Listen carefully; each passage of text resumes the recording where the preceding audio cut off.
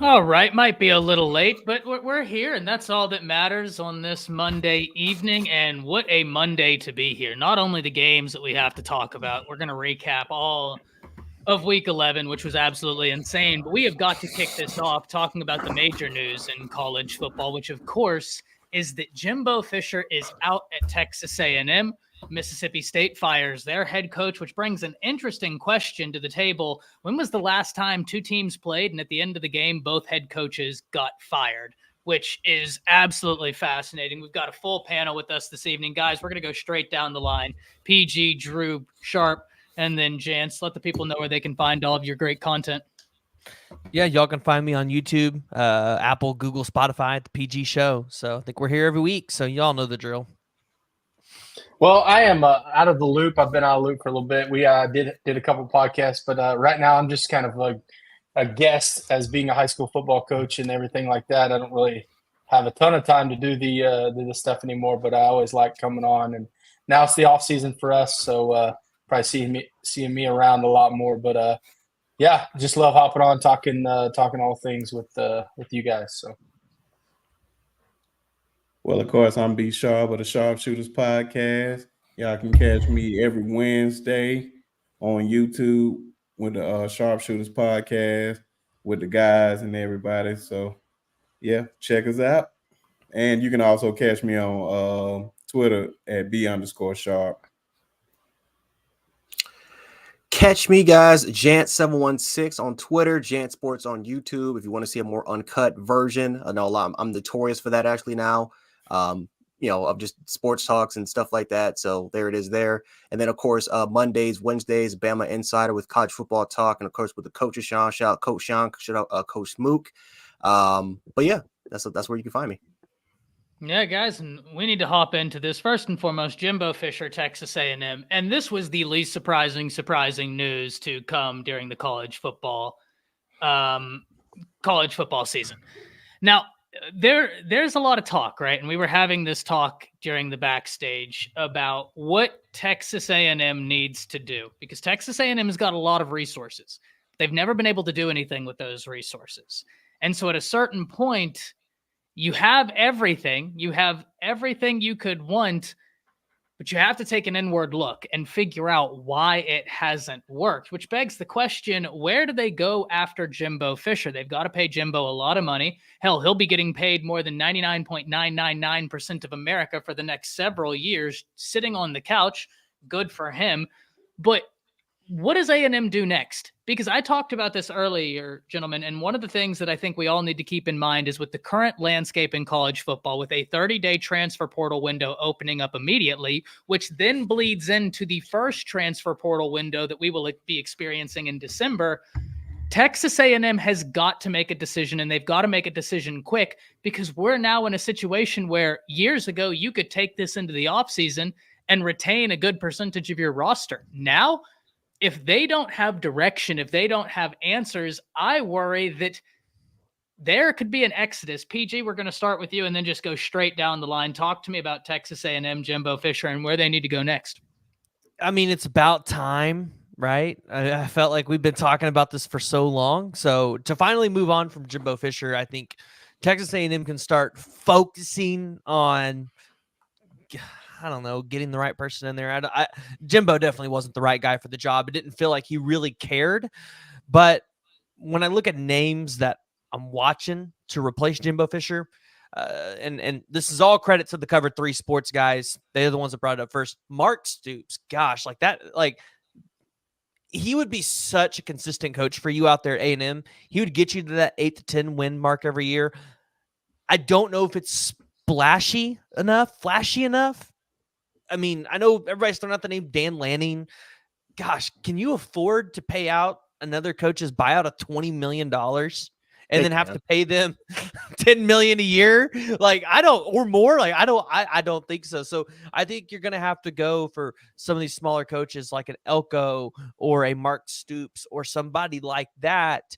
See where that goes maybe for 5 years. And then, hey, if they're the coach, if they're getting it done for you, give them an extension. But that's the other thing. If whatever direction A&M goes, they can't be giving people these kind of contracts ever again. Unless it's me, in which case, give me the contract. Shoot, I'll take a 5-year contract for just $1 million a year. What do you Yeah, think? and Drew? well, here's the problem. The problem is not the money. Texas A&M has more money than anybody in the country.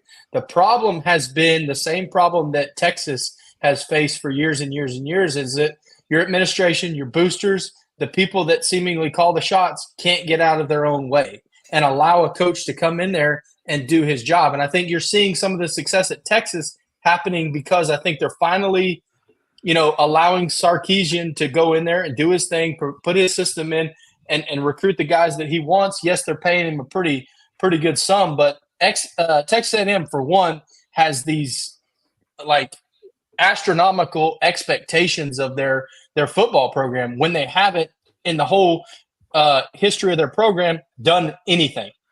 They've won, a few big games here and there, but they, for the Brinks truck to keep backing up for these coaches, why would a guy right now want to touch that kind of job? Yes, the money is there, obviously, but you're under this microscope of these lofty expectations, and if you don't get them done, sure, you're going to get a big fat buyout. But if any kind of coach with a good track record and a resume is not want to go down there and set himself up to fail because he's seen this happen for years now. And the last successful coach at A&M has been who?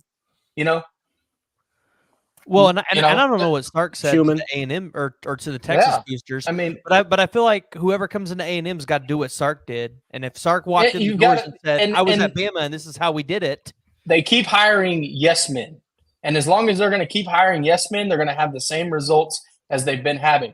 If you're any kind of coach like those names that you've been standing out there, you're going to want to come in there and put your own stamp on it. And you're going to want to, hey, you got the money. Yes, that's great. But I answer to my athletic director. I answer to my board. I don't answer to the money. And until, somebody comes in there, until they get the quote right fit, whatever they're looking for, whatever they, I don't even know if A&M knows what they want.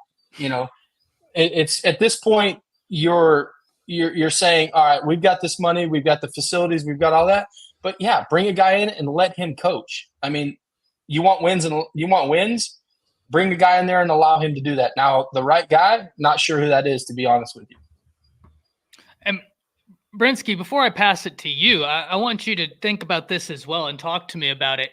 You would assume with the buyout that Jimbo has, as Mark puts right here, he says, I'm behind, but isn't Jimbo's buyout $75 million more like $175 after the new staff is hired? NIL. Yeah, no, if we're talking about the swing in money, it's going to be astronomical. But because of that, Brinsky, wouldn't you assume Texas A&M, they have to have a name in mind already, right? Like you don't do this during the middle of the season unless you have a name, or am I thinking too logically? You're thinking too logically. That's too much. I agree with PG, but they probably have somebody in mind, like ideal, but I don't think they have anybody right now. I remember Stephen A. pointing out this morning, throwing Deion name in the hat. I don't see Deion going there. I don't even see them offering Deion or Dan Landing or Mike Echo. So the ideal coach, I would say the best coach for the job would be Dan Lanning, but I don't see him leaving Oregon no time soon. And then they was talking about the money. They only paying him 25% of that in 90 days. So that's probably like, he gets a $19.2 million check to start out. Yeah. They got to pay him by December. I can't remember what day it is, but yeah. Yeah, it's like a 90 days or 60 days or something like that. And then it's actually, I think, 30 days. Yeah, it's 30 days. Hey, yeah, it's 19.2 something million dollars. And then he gets paid out through 2031. But everybody's talking about these buyouts, like, because you have to buy out all the assistants too. If you're a head coach, would you come in and replace all the assistants, or would you keep some of these guys on there? Because they have some good assistants on this coaching staff, like Elijah Robinson. Yeah, why wouldn't you? They better try and keep E-Rob. That's what I'm saying. Like, would you buy him out? I mean, I'd keep him. I forgot other guy now. He used to be Auburn's quarterback back in the day. He recruiting Cam Coleman. That's the only reason why Cam Coleman is at Texas A&M right now. So it's a lot of guys to keep some of these recruits. You're going to have to keep some of those guys there. If not, they about to open the floodgates. And I can't wait for it. And I know everybody's team from like Oklahoma to Texas to Florida State to Alabama, man, it's about to be a frenzy out there. I think this is like what we thought the transfer portal was going to be. It's about to be whatever it was last year. It's about to be 10 times that this year. It's about to be must-see TV. So until I give it to like National Signing Day, we are in for the ride of our lives. Well, and there's the thing is that December 2nd, transfer portal opens, and then signing day is like the 10th or whatever it is this year. So it's like Ty was saying earlier, you don't have time to really sit on this. Yeah, I mean, I feel like we're gonna have a decision here within the next week. And Jance, before I wouldn't be surprised, and here's why. Jance, before I give it to you, Drew, you point out, you said it opens December 2nd, the first transfer portal window. Mm-hmm.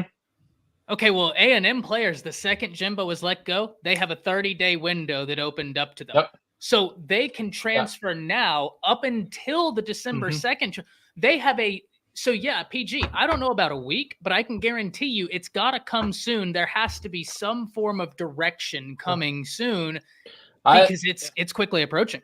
But how much do you think the decision for hiring another coach is going to come into? Not only do we have to have a coach that can come in here and win us football games, we got to get a coach that can keep these guys as well. Because, I mean, they've got to be thinking about that. They've got to be thinking, we got to get a guy in here that's going to keep every single one of these players committed to our university. Well, I also somebody just threw up the name. Who was Mark earlier? That if A&M is smart, they go get a guy like Jeff Traylor, somebody like that. That's not a splash hire, but who has some hell of a connections in Texas high school football. And just throwing a name out there. I know it's far-fetched, but do you think Urban Meyer would take the job if he offered the job? We talked about that weeks ago, and I don't know, man. That's intriguing, but I don't know if he wants that type of heat because he's not that type of guy that's going to answer to boosters either. But see, what if the athletic director knows that, and he knows that's what this. The problem is the athletic director answers to the money too. Well, he needs to be a liaison. Nino in here saying A&M isn't smart. It's going to go all the way left field. And I'm telling you, Nino, I'm with you, man. Steven makes a great point. He says, what should Jimbo be doing with all that extra money? I can tell you what. Then he should be investing in some Shady Mile. That's what he needs to be doing. Shady whatever Mile. He wants. great after a tough time. Jance, talk to me about this because I know you're gonna view this like me. I got most of it off my chest earlier. I ranted for about 25 minutes on this. I pass it to you. I feel Kevin Sumlin deserves an apology from all the A&M fans out there. I actually made a tweet that went viral not that long ago, and I got cussed out, brutalized, brutality, just brutality like Mortal Kombat from A&M fans all over the place. Which, by the way, A&M fans owe me money from last year, but it is what it is from that aspect. But A&M fans, like what their male cheerleaders do, Texas A&M. It's just unfortunately for them, they're a poverty program that's trying to be a top tier program. Unfortunately for them, their athletic director literally had the balls to sit up here and say, "We're trying to get back to greatness." They haven't been great since RC Slocum. Slocum was the last great coach they had, which was back, and they weren't even that great. It wasn't. I mean, let's say it was a solid 4-year period. They had one season when they went 12-1. They kept getting to Cotton Bowl appearances and stuff like that. I think they were 3-1 the Cotton Bowl. Besides that, though, you got to go all the way back to 1939 with Norton as their head coach when they were undefeated, and they went right straight to poverty the year before that. So A&M has always kind of been a mid-tier 500 or above type program. So the fact that for the most part you had a coach in Kevin Sumlin that won over 63% of your games, 65% of your games, and you have a coach in Jimbo Fisher who literally is, 63%, 2% lower than what Kevin Sumlin was, he absolutely deserves an apology, because Kevin Sumlin did not have these great recruiting classes. Kevin Sumlin did not have the greatest recruiting class in history. Kevin Sumlin didn't really have the NIL era that Jimbo Fisher has had to deal with. And yet I would say Kevin Sumlin, overall wise, did exactly what he was supposed to do. This is a solid coach with a solid team, with a solid program, with solid quarterback play, right? Kellen Mond, Johnny Manziel obviously was elite. Mike Evans, notable players. Like they had Kristen Michael, like they had some really good players. NFL Well, and he built some excitement. Exactly. Jimbo never built excitement. Exactly. He built in part of College Station like Johnny Manziel did too. I mean, he never gets the credit for it, but I mean, who was the one that recruited Johnny Manziel? Kevin Sumlin. He never gets that credit. So it is what it is. I don't know what A&M is going to do for their hire. They're gonna go all in though. I mean, you don't fire Jimbo Fisher unless you have a two-way candidate, especially not with this recruiting process going. Because if Jimbo Fisher would have stayed at least for this signing period, they still would have had a top 5 class. I mean, you saw, Cameron Coleman and a lot of his recruits were like, dude, we don't know what the hell's going to happen, because what's going to happen with the coaching staff that recruited us? What's going to happen with Elijah Robinson? You think you would keep Elijah Robinson, but I mean, look at A&M's history. I mean, when Kevin Sumlin was gone, what happened? A lot of that coaching staff was out the door, and those were solid, really good coaches. So I don't know what's really going to happen with them. There's been some rumor, there's been some talk. I got a friend that's in Baltimore, that is close, that is telling me that the Ravens organization isn't happy. A big reason why is because Todd Monken's getting calls. Now, I don't know if, again, that's a rumor mill. I don't know if Todd Monken's gonna, don't kill me for it, but that's a rumor that's going on, that Todd Monken he's getting some calls. But Gus Malzahn, that's another name that's being thrown out the gate. Does Gus Malzahn go back to there instead of, potentially Arkansas if they don't fire Sam Pittman? Glenn Schumann for Georgia. There's been some rumor that they're trying to get Glenn Schumann from him. Of course, there's the Dan Lanning talks, and I wouldn't be surprised at all if A&M even goes to Alabama. A&M has a history of trying to steal Alabama coaches. Of course, you saw what happened with Bear Bryant and Franchione and Gene Stallings. Before they came to us, they were A&M. So I wouldn't be surprised at all if they try to go with our coaching staff and try to get Tommy Reese or something like that from us. But this A&M athletic director, this program has just been. They're trying to be something that they're just not. They're just trying to be something that they're just not. They're not satisfied with winning. I mean, they're a winning program. They're not satisfied with winning. They have to stop, man. They're not Oklahoma. They're not Texas. They're not Alabama. They're not Georgia. But you know what? Another thing, and my uncle pretty much, he told me about this. He said, why A&M fired Jimbo Fisher? I said, why they fire him? Because fear. They're scared of Texas and Oklahoma. Because as soon as they come over there, guess what? The only team that can compete with them financially head-to-head is Texas. And we all know the damage that Oklahoma can do once they're in the SEC. So I agree. I think they did this move. I think that this was a desperate move.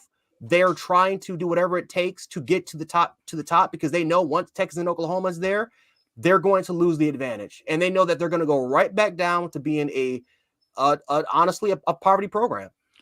See, here's my big question, Jance. And you're 100% right. But do you want to know why I'm a little bit confused that they fired him? Because what's different? Fundamentally, this year, what's different? It is business as usual at Texas A&M. They extended him for this type of stuff. That's what I guess you danced around it, but for the panel, and I said this a year ago, Jance, I made the video that next Monday you came on, and I remember we talked about this. We gave the history of what Kevin Sumlin did, what Jimbo had done. What is the standard of acceptability at Texas A&M? Because you just fired Jimbo Fisher for more or less giving you Jimbo Fisher results. You extended Jimbo Fisher for giving you Jimbo Fisher results. And Jance, you're 100% right. Kevin Sumlin gave you more with less, and they got rid of him. Why? I will never know. Now, I think that what's the great quote about leaving the unmutterable? You get what I'm trying to say with that, Jance? There's a large difference between Jimbo and Kevin Sumlin. There's one difference between them. One of them got an extension. One of them didn't. One of them gave you better results than the other one. I'm going to leave it there and do with that information and that theory what you will. But I'm on that same train. I ain't going to say it, but, you know, I ain't got to say it. We can read between the lines here. Here's the problem at A&M. They're trying to throw money at the problem, and the problem isn't the money. That's never been the problem at A&M. It's been, can they bring a guy in and let him coach, let him build a program, let him do the thing. They tried to do that with Kevin Sumlin. It could have worked, but and it's the same problem that Arkansas's had. If you want to look at it like that too. Yeah, Bobby Petrino had some shortcomings, did some stuff like that, but you're extending guys for what reason? Like, I know the reason. I know what Jance is getting at too, and it's old money. It's this old way of thinking that we got to get somebody in here, pay him a lot, and we can tell him what to do. There's certain guys that just don't work that way. They'll take a paycheck, but at the same time, you're paying me to do a job. You're not paying me so that you can babysit me. And I think a lot of these programs are starting to come away from that, like Texas. I think they're doing a better job of backing off and letting Sark do his thing, and I hope that continues that way. But until these boosters, until this big money stops trying to control everything, I get you want wins. I get you're trying to buy recruits. I get you're doing all this, but allow the system to be the system. These guys are getting paid. These guys know what they do, man. I'm a high school football coach. I have relationships with a lot of these college coaches and stuff like that. You don't hire those guys because, it's a good name. You hire these guys because they work their ass off and they try to put a good product on the field. And until you back off and allow them to do their jobs, it's never going to change. People are going to still be unsatisfied. And I think A&M, it's still going to continue that way until they get a newer way of thinking. Well, here's something. We're going to transition. Coach is on the hot seat, and listen, one of them, the seat it's past hot, right? It boiled over, and that's Mississippi State, because RJ Moore Malone, friend of the show, RJ, we got to get you back on here, man. It's been far too long. He says Sean Lewis has gotten interest from Mississippi State, Michigan State, and Boise from the stuff he's hearing from his circles. Ladies and gentlemen, RJ Moore Malone trains young men going into college. He trains college players. He played college football in the SEC. If he's hearing some stuff, he's got some pretty darn good sources. So let's talk about Mississippi State and Arnett. This is unfortunate, but you want to know one of the only reasons I'm not surprised, and I like Arnett, but whenever that whole transition, going from an air raid to a defensive team and firing all of Leach's staff immediately. And I understand whenever you inherit a job, you're much more likely to hire your own staff, get your own people in there. But that was such a massive transition, going from air raid to defense first, pro style offense. Like, that's going to be something that's just interesting. Where does Mississippi State turn? Because if Sean Lewis was to be a name, that would be interesting to me. PG, we'll start with you and then same order. I saw Jeff Lebby thrown out there today as an option for Mississippi State, which I said, man, that actually doesn't sound like a bad fit, to be honest. That'd be interesting. It's I feel like it's a lower, it's not a high tier Power 5 program. You're in the SEC, but it's one of the lower SEC programs. I think maybe because we've talked about it. Jeff Lebby probably, depending on how the rest of the season goes, might need to go explore and just go be a head coach and figure it out on his own. Get away from the branch of Oklahoma. Well, Mississippi State wouldn't be a bad job, and he's got ties out to Mississippi State now. True. Drew, same question. That's actually interesting, PG. I'm not gonna lie to you. It's an interesting, but he doesn't have the connections you think he does. So, but yeah, that's anyway.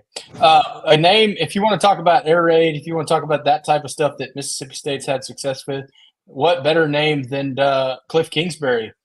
That would be a good hire there at Mississippi State, getting some him and Lane Kiffin, airing it out. That'd be a fun football game right there. And I think he'd be able to get him a quarterback to be able to sling it around, do some stuff like that. But some type of guy like that, I don't think you're going to get a big splash hire at Mississippi State. But I think you could get a pretty hot offensive coordinator, Jeff Lebby, maybe somebody like that. But I'd go. I'd pick up the phone, at least call Cliff and see if he still likes it out there in sunny California. Cliff would be interesting, but I wonder if Yeah. Mississippi State's too small of a school for him. I think it'd be a good fit for him. Well, just because I It'd think be a good change of scenery. Well, just because I think Cliff's name is going to get thrown out for A&M. At least I think they're going to. I think that name will be tested. So I'm he has ties there too, but nobody thought Lane Kiffin would be a fit at Ole Miss or that he would want to go to Mississippi. So true. I guess if you're winning football games, it works. Yeah, sure. Frightening says, I told you guys to be patient with Milroe, and you guys said he's already had 3 years and there's no more growing to do. Where's my now? PG, you've been on. I don't think I've ever said that Milroe had no more growing to do. I think my claim has always been he was inserted into the Bill O'Brien offense, and now we needed to give him time in the Tommy Rees offense, and that Tommy Rees was in high school at the same time I was in high school, so expect growing pains. I could be wrong, but that's been my take for a while. I could be wrong, but yeah, no, Milroe's grown a ton. Cliff isn't a good college coach, great coordinator, a quarterback coach, but what the bet at Tech? Yeah, he's a great offensive coordinator, I'd bet. Couldn't win with Patrick Mahomes. What's he even doing out there at USC? Because we know he ain't calling the offense. That's Lincoln Riley's job. I was about to say our truth. If I said that, hold my feet to the fire, because that would have been a take. If I said it, but I didn't think I did. A&M should go get BV. Oh boy. Yeah, oh boy. Yeah, BV's totally going to leave Oklahoma for A&M. I don't see that likely. Smitty probably already told him, "Hey, I've been there, done that, man. I'm glad you hired me back here in Oklahoma." So RJ says, I've heard Jeff doesn't want to leave Oklahoma, but he's somebody you as an Oklahoma fan don't want to leave. Yeah, I mean, listen, I think Oklahoma fans are mad at Lebby, and I understand some of the heat. I certainly understand the heat from the Kansas game. That game just didn't, from a play calling perspective, it was all over the place. Oklahoma State, to me, was a bit more of a well-rounded loss per se. Execution. Drew, you got to head out? Yes, sir. I'll join you now more often that I got some more time, but always fun to hop on with you guys. Very glad you could be here, man. Thank you for joining us this evening, guys. If you haven't already, go follow him on Twitter. Drew, coaching up the high school levels now. Always great to have you on. Going to have to get you on real soon again. But Brinsky, talk to me about what about Mississippi State? Where do they go? I was just thinking Jeff Lebby. I don't know why. It was either Jeff Lebby, but I seen somebody even throw out Dan Mullen name to even go back there. I felt like Dan Mullen is the best you're going to get.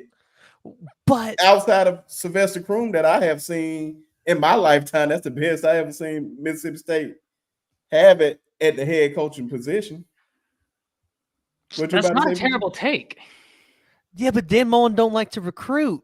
But and I feel like every program nowadays, they're just gonna look at that and go, "We want that guy."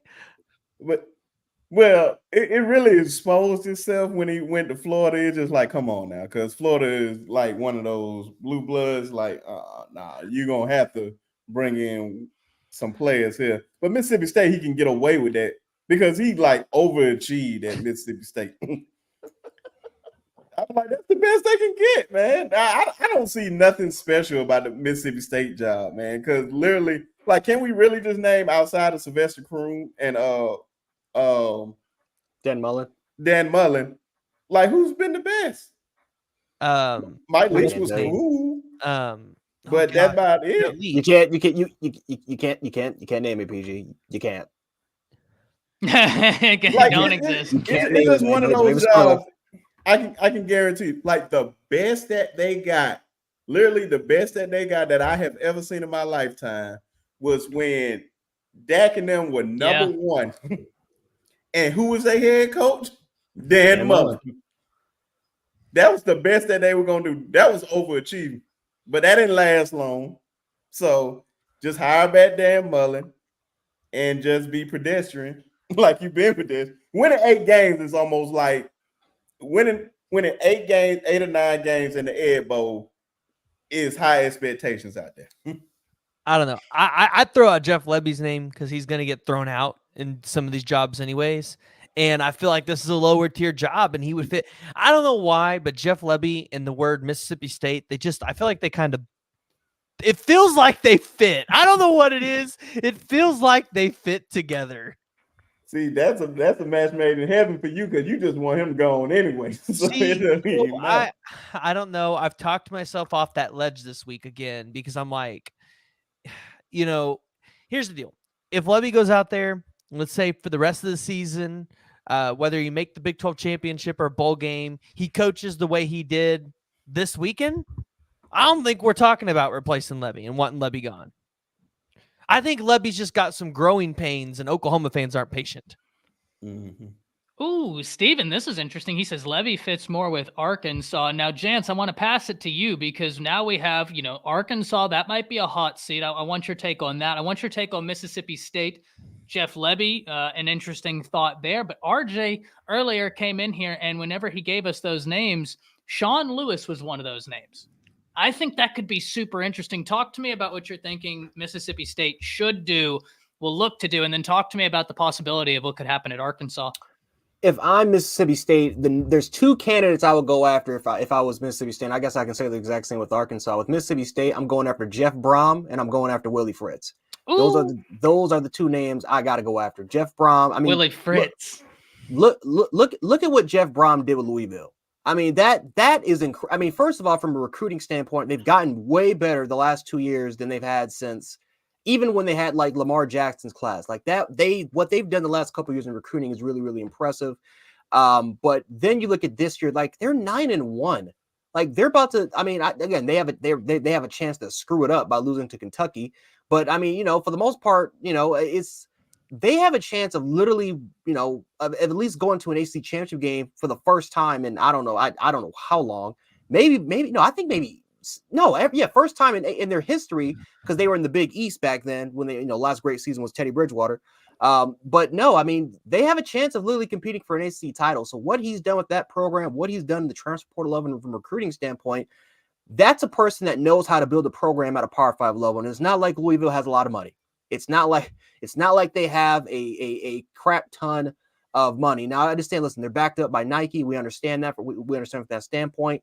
But if you're talking, again, if you want to try to at least give him a phone call, because that's someone that took a small program to a really, really good level. I mean, Louisville they're going to be in the top 10 or worst case they stay at number 11. And he was solid at Purdue as well.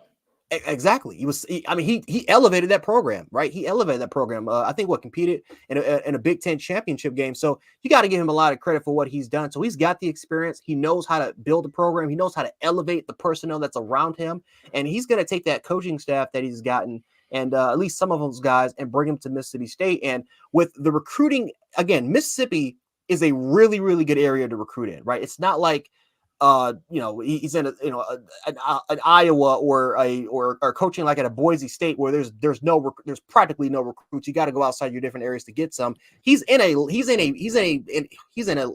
golden mine in the state of Mississippi as far as getting those recruits and keeping those guys at home, like how Missouri was able to do, how they're starting to keep guys at home.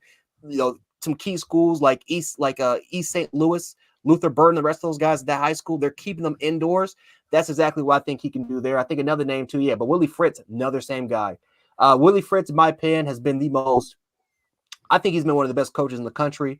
They almost beat Ole Miss. I mean, they almost beat them. And if they would have won that game, you're talking about an undefeated team. And I'm not saying they would have been in the picture for competing for a playoff, but similar to Cincinnati, similar to Central Florida as far as like having key wins against. No, I know Central Florida didn't even have it, but similar to Cincinnati as far as having key wins against ranked Power 5 opponents. Tulane would have been the second one to get it, and who knows what could have happened. They could have been the top 10 right now. So that's another name to me. Again, 2 coaches great guys that know how to build programs, that know how to elevate the talent around them, that are really solid recruiters, have a history of really, really good recruiting. But guys that can take the 3 stars, the 2 stars, and the 4 stars and make them better than what they actually are. So for Mississippi State and for Arkansas, I'll just throw them both in there. I think that those are 2 top tier options. I understand there's the Jeff Lebbys, there's the Glenn Schumans, right? You want to go after the assistant guys, but I want guys that already have experience of building low tier programs up to being better than what they actually are. Again, Mark Stoops would not mind that name being thrown around at all, because what he's doing at Kentucky is actually really, really impressive. But Willie Fritz, Jeff Brohm, those are my top 2 options. Well, and unfortunately, we can't throw around Lance Leipold because he debunked all those rumors. Well, also, chat is, I didn't realize this, or I guess I'd forgotten this, that Brohm that's his home, that Louisville area. So trying to get him to leave that area, that could be tough. That's just like earlier, someone asked, why doesn't Texas A&M open up that checkbook for Kirby, for Nick? I think Nick is at the back end of his career, and I sure hope he retires Alabama, but it would make the most sense for him to retire Alabama, right? He ain't going anywhere. As long as Miss Terry's good.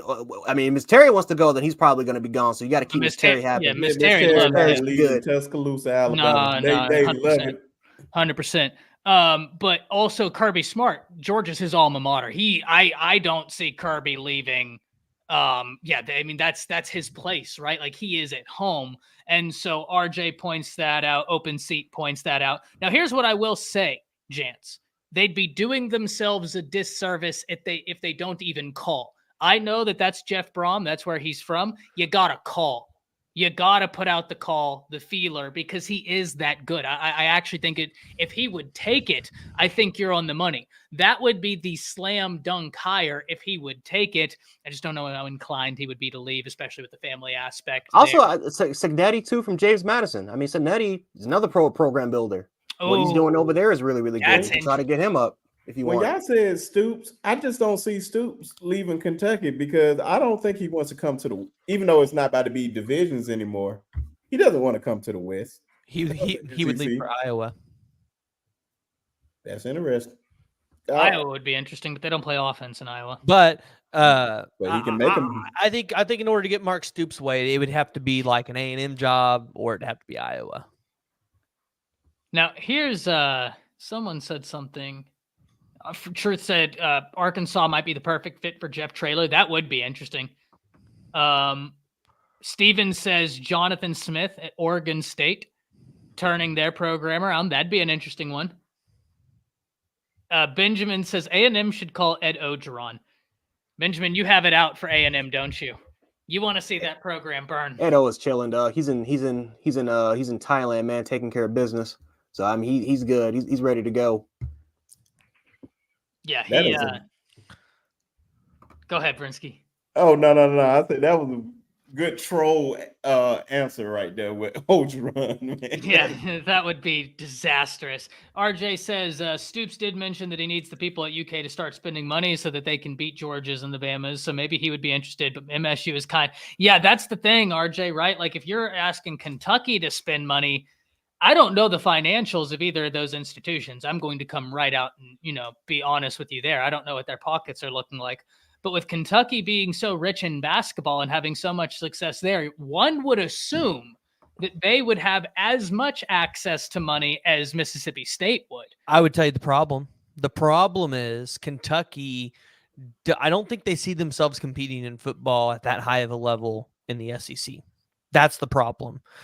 Basketball, you're so established, like, it doesn't matter. But with football, it's like, I don't know if this administration at Kentucky wants to roll the dice to say we're gonna go balls to the wall in football and waste their money, and then maybe their basketball program suffers. Kentucky's got money. They got bread. I know they got bread, and they've spent hundreds, and I mean hundreds of millions of dollars on that basketball program.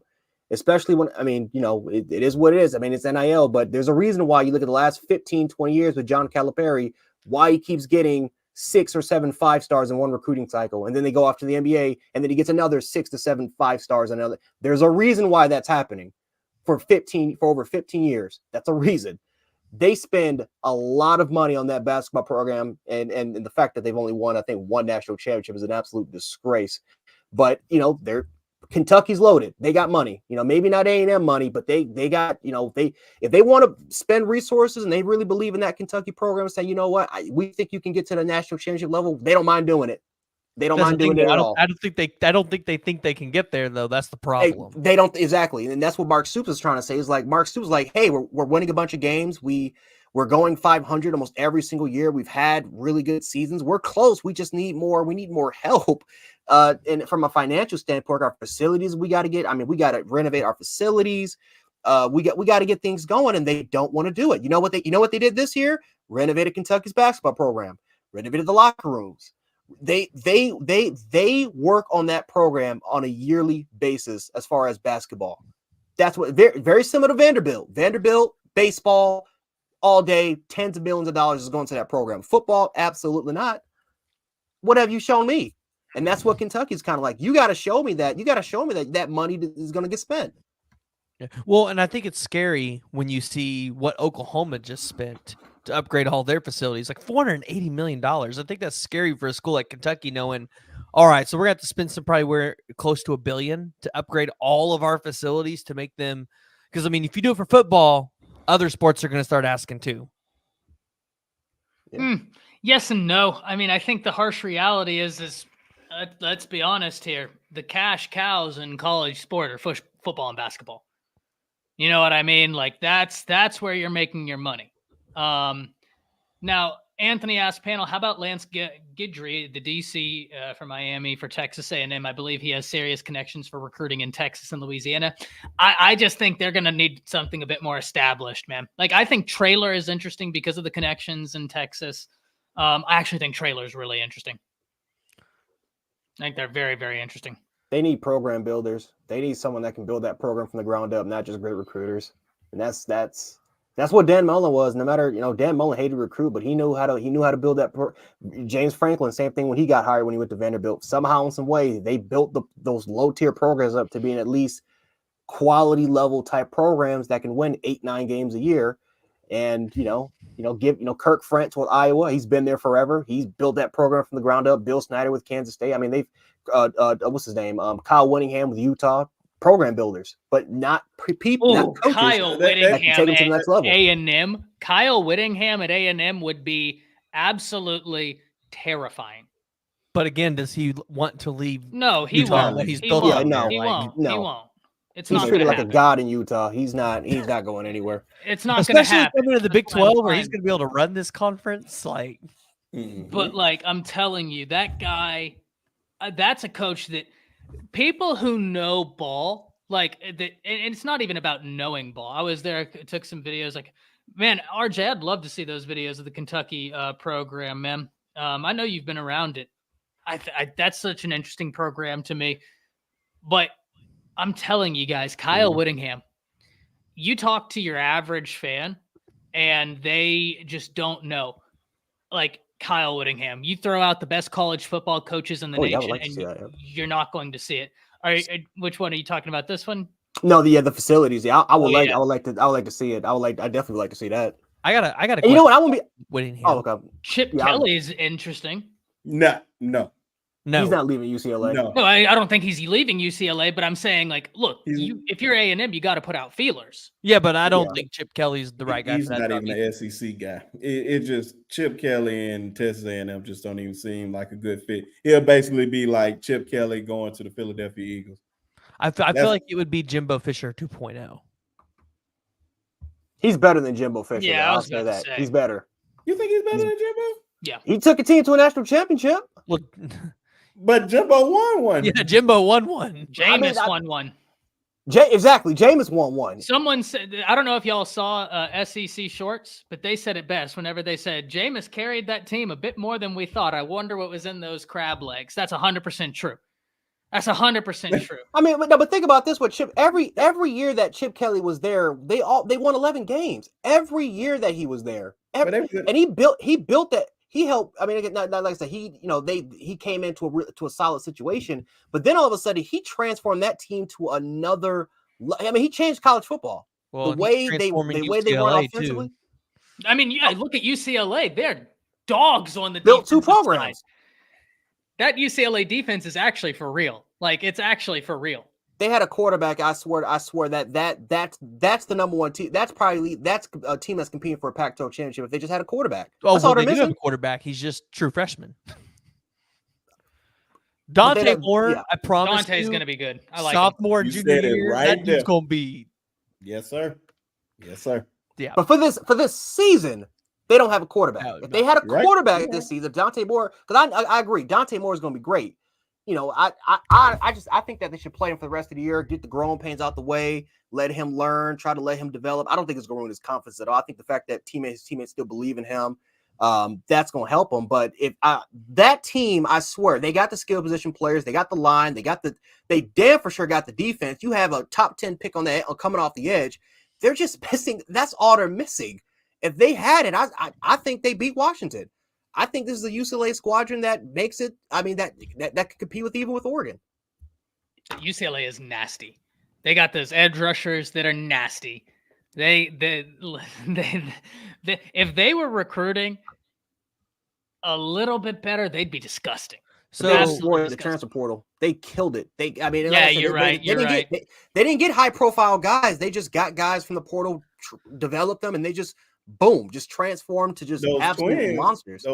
Those twins, man. I ain't gonna lie to you, man. I like those guys. I just like how nasty they are on the defensive end. So with the somebody expanded playoffs, who gets to the national championship first? Chip Kelly or what's his face? The guy we were just talking about, Whittingham. Chip Kelly. Because I think I think in This the was next out, 4 to 5 years, Whittingham probably gets himself one. Damn, RJ. I don't see it. He's going to be in the Big 12, so he's going to have a chance to get into the playoffs every single year. Yeah, but the Big 12 gonna kind of lose a little bit of credibility with. Yeah, but it's expanded playoffs. The Big 12 is going to get an automatic Oh bid. yeah. You're right. So as I'm saying, you put Kyle Whittingham in Utah in the playoffs every year, they're going to be able to play with people. Yeah, I think they have an easier path to the playoffs I than forgot would about that. UCLA in the Big Ten. You know what? I actually I like that. In I 4 didn't to even 5 think years, about that. in 4 to 5 years, I think he can have himself a national championship. Now, I don't know about a national championship. Now, participating in it, yes. But winning one, I don't see it ever happen. Not in Utah. Unless he can find himself a special quarterback. Listen, anything's possible in the transfer portal. Yeah. Because Utah always They had seen Cam Rising, and they'd be. I'm not gonna lie, Utah might be undefeated and in a top 4 team with Cam Rising. Yeah, I agree. Because they always have a defense for some odd reason. They always have a good defense. And you don't know none of the guys, but they just play hard. I feel like if they can get a guy that's a step further than Cam Rising, then I can be like, okay, yeah. But only time will tell. RJ just sent me a bunch of their the Kentucky facility.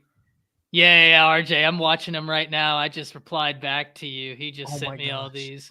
These are Want so to know cool. why Jeff That's the Levy football to facility? Mississippi State makes so much sense now? Why? Well, okay, so Dylan Gabriel, he's still got another year available. Jeff Levy could walk into a position, go be head coach, take Dylan Gabriel with him. Wouldn't he have to sit a year? Would he? He's already transferred. It's the second transfer, so unless he get that Waiver. from Yeah, because he has NCAA. been injured, so maybe he could get the waiver.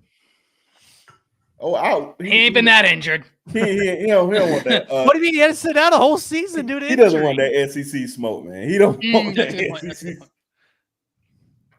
That's a better- good point. And he needs to go to the NFL, man. He stayed one more year in college, man. He needs to start a family. It's time for him to go.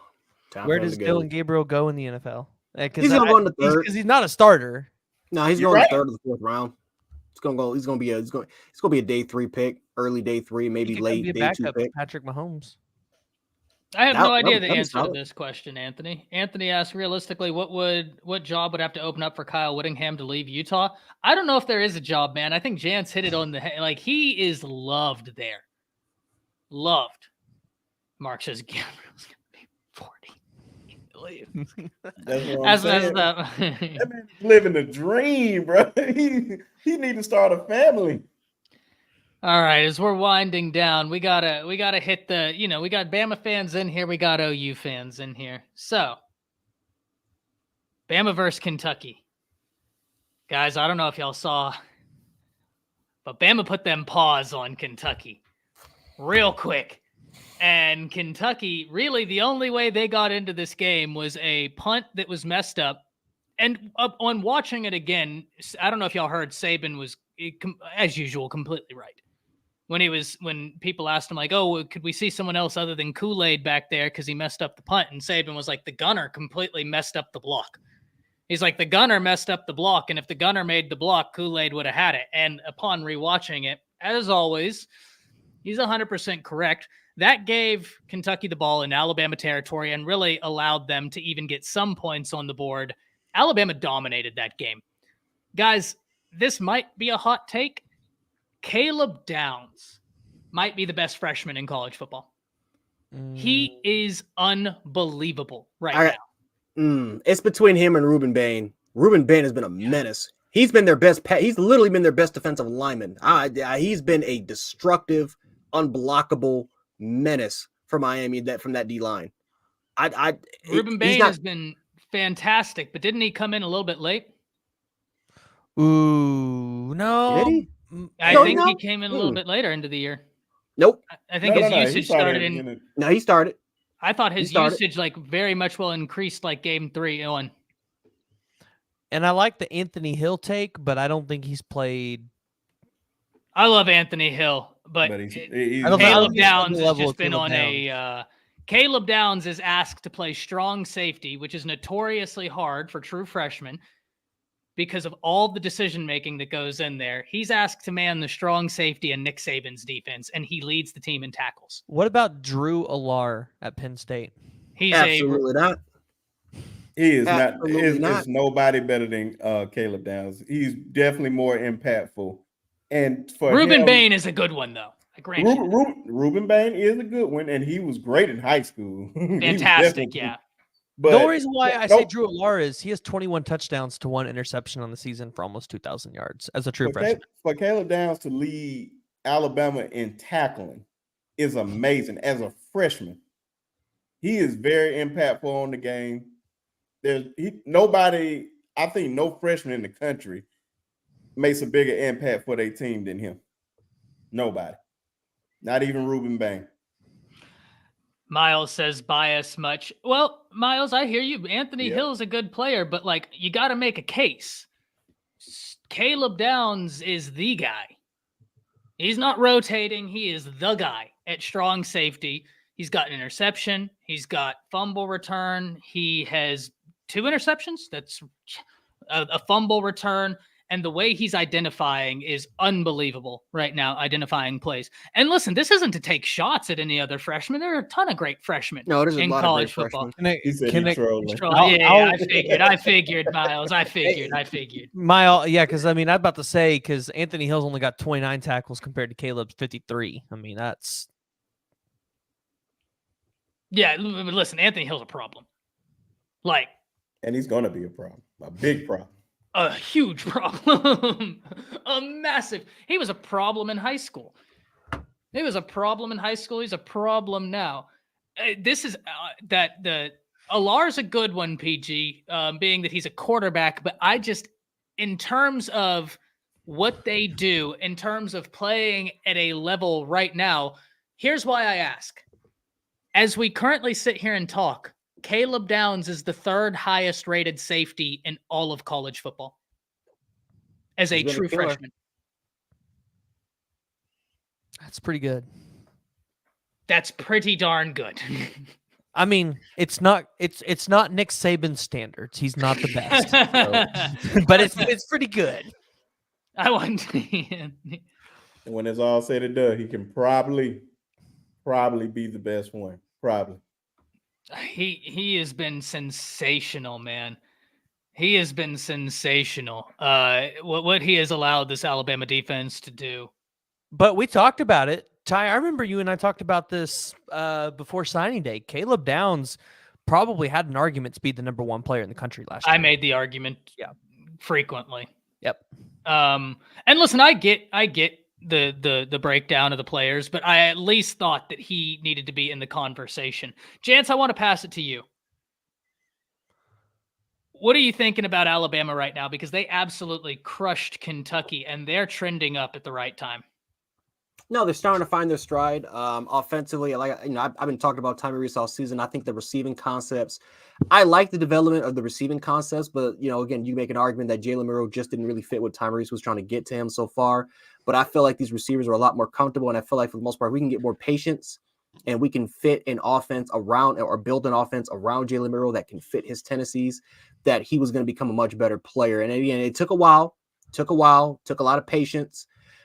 Clear, like again, they benched him for Ty Simpson and Ty Buckner. Did not work out. Came right being strong, and I think he clearly proved that he was the guy. But I think he's now starting to get better. Still, again, he's still got some things he needs to improve on.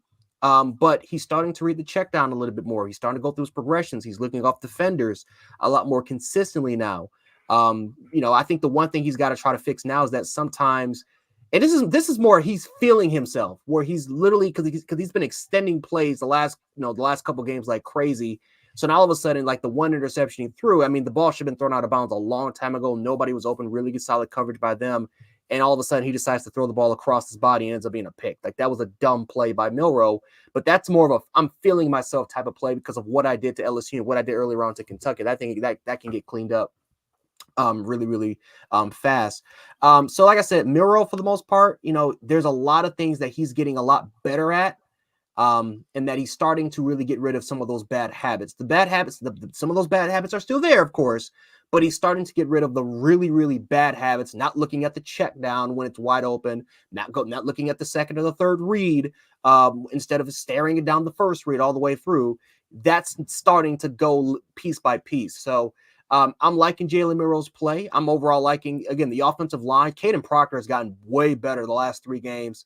I know he's not going to get the credit that he's going to deserve, but he again, let a sack happen, not really his fault, but he's getting way better. I'm telling you, he's starting to handle those speed rushers. He's handling guys with long arms. Landon Jackson tore him up because of, and Ethan Burke tore him up because of their rangy, long rangy guys. He's starting to handle that now because his footwork is getting a lot better. He's not slowing down a little bit. He's not getting cross-footed. He's getting a lot quicker. He's getting a lot better with the kick slide. He's getting to the defender first. He's not really whiffing on the blocks anymore. He's getting better. And Jaden Roberts changed life ever since they inserted him. He has changed life on that offensive line as far as adding, because now all of a sudden you have 2 maulers. You have Jaden Roberts on one side and you have Tyler Booker on the other, and JC Latham is kind of more of that balanced type of player. So this overall offense has gotten a lot better. I knew the skill position player was there. I've been saying it since day one that the concepts are way better receiving wise for these receivers. We just got to get the quarterback that can find a way to get them the ball. Get the offensive play calling, get Jalen Milroe. The more Milroe becomes comfortable, I'm telling this right now, these receivers are going to erupt. I know it doesn't look like it because Milroe has 2,000 yards passing, but these receivers are really freaking good. They can start anywhere in the country. And now you're starting to see Nia Black get more incorporated. Kendrick Law is getting used in motion and jet sweeps, playing that Deebo Samuel type of role. That's his role. He's a gadget guy. Kobe Prentice is getting a lot more used in the slides. Isaiah Bond is that deep threat vertical receiver. And then it's only going to be a matter of time. But again, Jermaine Byrne, he should be back next week or at least during the Auburn game, and he's going to add more elements to it. So defensively, fine. They were good from day one. They just needed an offense that can stop giving the opposition a lot more opportunities. Alabama's defense were on the field way too many times, and that let big opportunities happen. We all knew that defense is fine. Can the offense catch up? In the last couple of games, they have shown the ability to finally starting to catch up with the defense as far as quality-wise. And, they're trending at the right time. Brensky, talk to me. Man, I couldn't say it any better. But like you said, man, we are trending at the right time. Yep. Milroe is playing. I am one of those guys, and I hate to say it. Well, not really hate to say it. I still believe Ty Simpson is the better thrower of the football. Oh, you saw that talent on display when he was in. Yeah. So I think he's a better thrower of the football. But Jalen is definitely the better player right now. And Jalen, it's that confidence. It's just that confidence. He was just gaining confidence week by week. I think the LSU game was that one for him to just take his confidence to a whole nother stratosphere. And now it's showing off. And, man, I'm just loving with Kendrick Law. I just like that Kendrick Law on the backfield, man. Just get him on the field so we can give him opportunities, man. Because it just seems like he's taking full advantage of his opportunities. Defense, what can you say about him? Dallas Turner, Chris Braswell, just going bananas always on the end. Jaheim Otis doing their thing. And we need to find a way to put I don't know why Marshall is one I started, only because he's a senior. I think that's the only reason why, but Jahad Campbell needs to be in that starting lineup. He's all over the field all the time, man. And it just seems like he just makes play after play after play. And the one guy, I said it weeks ago, Terrion Arnold.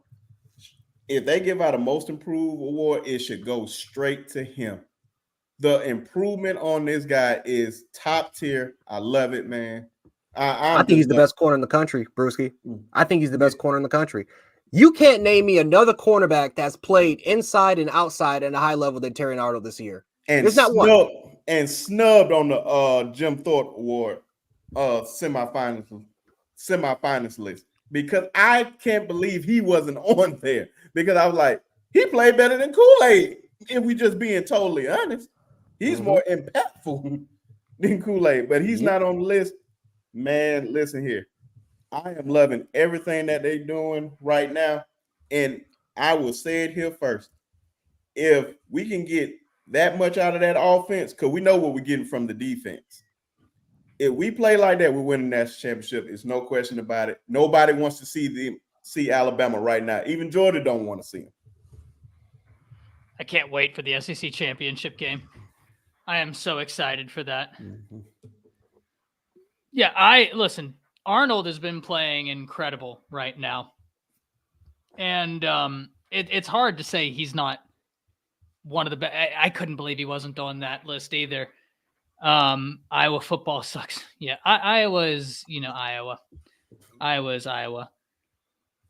Where is he mocked at talking about Milroe to the NFL? I have no idea. I think he comes back next year, though. I think Milroe comes back, which is scary. This is not his year to go to the NFL. The quarterback class this year is deep. It's very, very deep. But he just need to come back, keep on developing. I can see him working himself. I don't want to say what round, what not, but if he can come back and work on his throwing and whatnot, because we know he's a playmaker. If he can work on his throwing a little bit, he could probably work himself into a first round pick. I'm trying to find something real fast. PG, talk to me about what you saw, because I'm trying to find something real fast. I didn't watch it, but I looked down, and I think at one point I saw Alabama was up, like, what was it, 21-0, and I'm like, yeah, there goes everybody's upset predictions. Yeah, people had Kentucky winning. I think there were a couple national people that had Kentucky winning. Please tell me. I really just I didn't go back and find it, but I'm pretty sure I saw some Kentucky, or I think I saw some Kentucky upset by models or whatever they call them. Man, what's his name? Danny Cannell. Danny Cannell probably was one of those guys that said that, because Danny Cannell just don't like Alabama. Here, so he was probably one of them. I think On3 had somebody as well. Was it JD? Please tell me it wasn't JD, man. I don't know. I didn't watch the videos. I don't think it would JD McCall. Yeah. I hope. I don't think JD would. I don't think JD would pick that ludicrous of an upset. James, check the price. I'm looking, because JW says burnt toast. Now I'm looking at Pro Football Focus, guys, and Kool-Aid didn't exactly get killed. Or I'm sorry, not Kool-Aid. Terrion didn't get killed against Texas. I'm looking at the coverage right now. It's saying, and now I don't know what this one stat means, FI and FI percentage. There's no glossary that tells me what in the world FI means, but they're saying he was targeted. Oh, it just moved. Why did it just move? God, this layout is awful. Yeah, it's all good. It is terrible. Yeah, Pro Football Focus says that he was targeted twice, 0 receptions, 0 reception percentage, 0 yards. FI 1, FI percent 50, but I have no idea what FI means if anybody knows. No. But Yeah. I know you wasn't watching the game, my brother. If you think that Terry Young was getting told. Now, the only one play that he made a mistake the one play that he made a mistake on was when he got a pass interference call when he clearly was holding him, but he was trying to stop a touchdown. Outside of that, he was almost flawless in that game. Do you know what FI stands for, Jance? I have no idea. RJ, do you know what that stands for? There's no glossary, and it's saying FI and FI percentage, but it's stating that he got 0 receptions on him. So football index? I don't. I'm just throwing it up. I don't know how that would. I have no idea. I have no idea. The layout is awful. But yeah, I don't know if y'all are thinking of someone else, Miles and JW, but Pro Football Focus is telling a different story when they're doing their game breakdown and targets allowed and all that. It's you see, because they watching their TV, they see receivers catching it, and Terrion's like right around the area that they Terrion just got beat. Instead of just like, I mean, you look at that Texas game, he got beat a couple times by Anai Mitchell, who was one of the better receivers in the country. But for the most part, I mean, a lot of Texas big receptions, a lot of the big plays were busted coverages by the safeties. That was on Jalen Key and Caleb Downs, a young Caleb Downs on his second start. Not Terrion's responsibility that he didn't have any help from JW. The safety when he's trying to pass it off. This is an incredibly weak argument. He says that man could have been called for penalties. I could have had a V8. Yeah, Cooper DeJean could have been called for. You know how many holding calls he had against Northwestern that never got called? Just holding like his cup, like his crate, like just holding like it was a Barbie doll or something, man. If a frog had wings, it wouldn't bump its butt. I don't know. That's a really weak argument, in my opinion, Crunch. And listen, I'm not saying anything about penalties, but especially from that standpoint in that game, JW, if you're a Texas fan, you had a player after the whistle was blown, plays dead, grabbing the Alabama linebacker by the face mask, twisting his face, and then throwing him on the ground. And the refs did nothing. And that was not a one-off.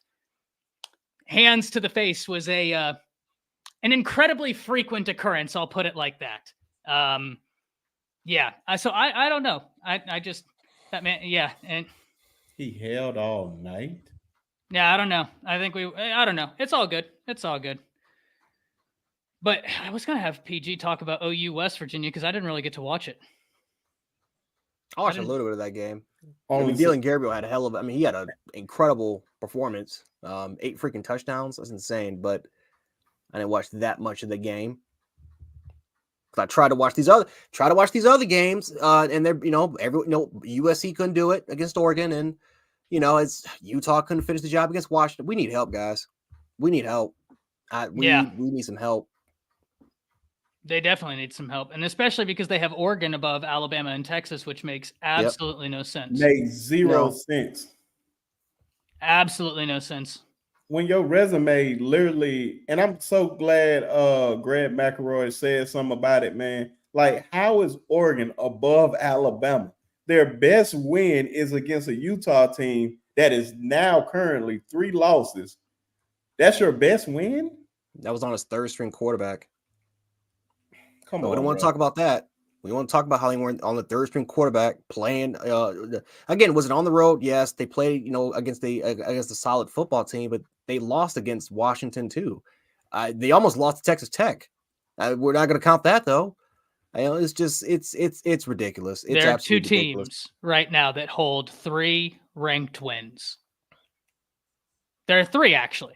Arizona, Texas, and Alabama. But Arizona isn't in college football playoff contention. Texas and Alabama are the only 2 teams in college football playoff contention that have 3 ranked wins.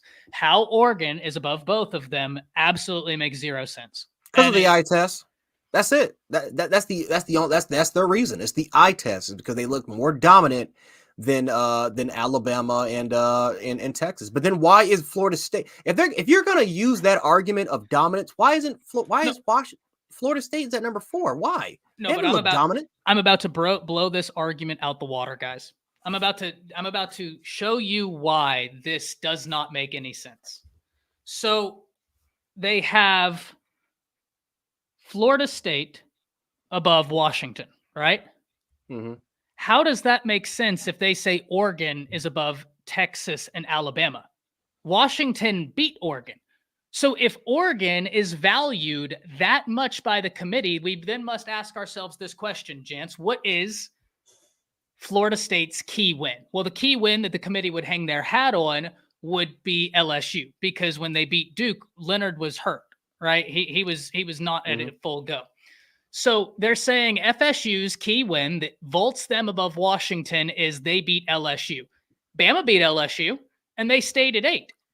If Oregon is this great team that deserves to be above Texas, deserves to be above Alabama, then doesn't it stand to reason that Washington should be above Florida State because they beat that great team that the committee, their own rankings tell on themselves that they don't believe what they're saying. It makes no sense to have it structured like that if you're going to have that the way it is. It makes absolutely no sense. It's just it is. I don't know. I don't know what this committee is doing. They're unpredictable. They don't follow their own rules. You know, this is like 2017, man. This is like 2017 when, I mean, like I said, you know, I'm not going to complain that we were in, but you know, I understood why Ohio State fans were pissed. I mean, we didn't win our division, we didn't win our conference. Our best win that they said was against Florida State, who at the time was number 3, but they finished the season 7-6. But they valued that win more than any of Ohio State's wins, including against Wisconsin in the conference championship game. I understood why they were pissed. But at the same time, I remember that one so vividly. No. I'm getting Ohio State one mixed up. No, 2017, that was the one with Dwayne Haskins, wasn't it? Yeah, that's they beat Wisconsin in the conference. I mean, they had 2 losses, but they didn't say it was because they had 2 losses. They said it was because Alabama's best win was against Florida. That they had the better win out of even Wisconsin was 12-0. They said we had the best win. Yeah, but even still, man, they lost to Purdue by like 30 on the road. Unranked Purdue, and they lost by 30.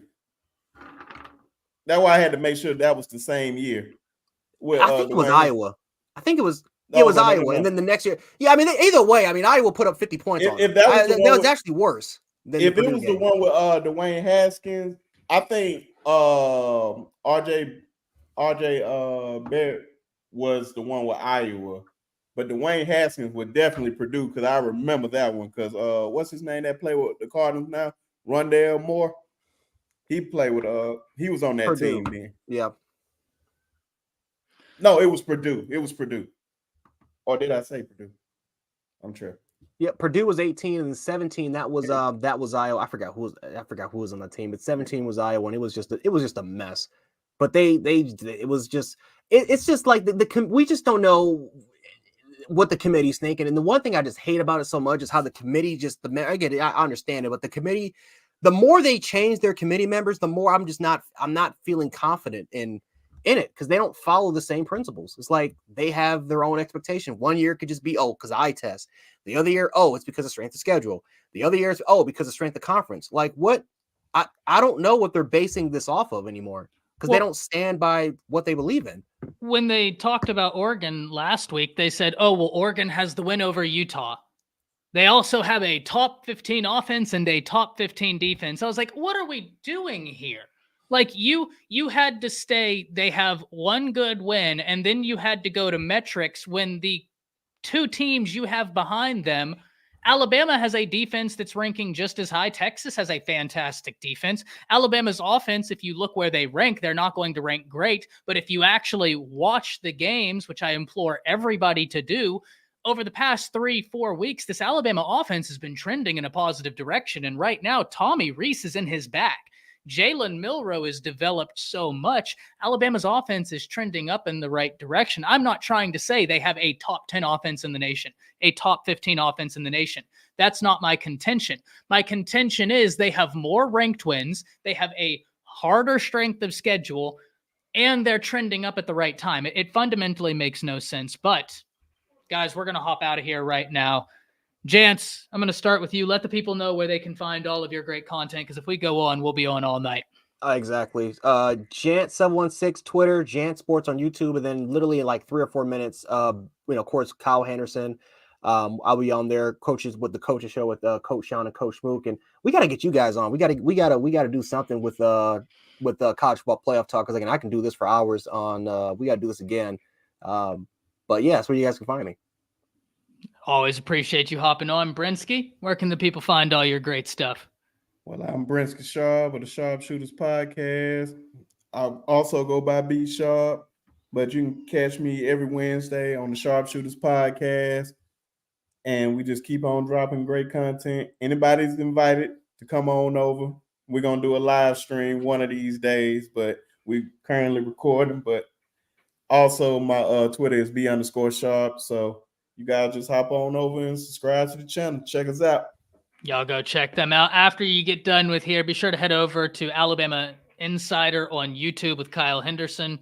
Jance is going to be over there. And speaking of, Kyle and I will be with each other tomorrow evening and Thursday, breaking down the college football playoff rankings, and then Thursday breaking down Alabama's chances, both in the game this weekend, what they need to do, and more general Alabama talk. Friday, you can catch me on the Bleacher Report app as we do the college football pick'em show. I currently have built up a healthy lead. If I'm not mistaken, I'm sitting at, I believe, 83-21. So I'm feeling good out of the 104 games, 83-21. I like that. I don't plan on giving that up anytime soon. So appreciate y'all for coming out. We will see you on Through the Haze Wednesday, 9 a.m. Central Standard Time. Until then, take it easy. We'll see you next time. That's it. See ya.